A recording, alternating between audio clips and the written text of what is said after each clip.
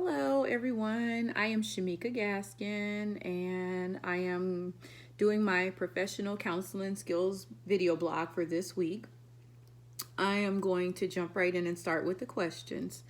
The sessions that I watch are actually very similar to what I imagine counseling would be.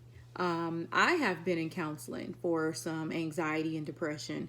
And as I stated before, I am a military veteran, and I've had some experiences with some counselors, quite a few of them, to be honest with you. So I had to go through quite a few of them to see, just which one would be a good fit for me. So, it was actually something very familiar that I've seen before by looking at the videos. From my readings in chapter 8 and 9, what skills and counselor characteristics did I notice?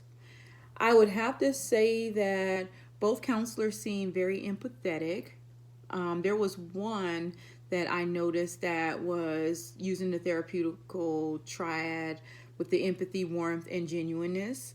And, a lot of listening skills. I realized just how important it is to really listen to what your clients have to say. I am a huge talker, so I'm really going to have to practice. So I'm really just listening and trying to reiterate what the client is saying so that I'm understanding what their needs are.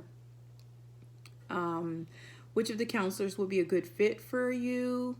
I would have to say it would be the first counselor. I did notice that he did a lot of talk therapy. He did encourage his client to kind of, express herself and be who she was and kind of state what her needs are. He also did a lot of the advanced empathy reading for her. His intake and gathering of information was very strong. So he seemed very competent in what he was asking and the information that he was relaying back to her and reiterating back to her. He seemed very comfortable kind of in his communication strategy, the reassurance, even with the check-in and, discussing like what they were going to talk about in the next session. Asking a question about the counseling session, the counselor, and how skills are used, how the theories used.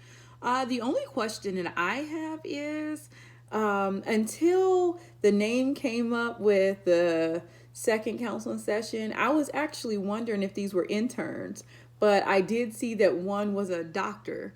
So it was just a little intriguing to me because the second counseling session seemed a little rigid, almost like both the client and he was a doctor, so I'm assuming he was a psychologist. They seemed a little more just rigid and not as comfortable with kind of opening up and being vulnerable.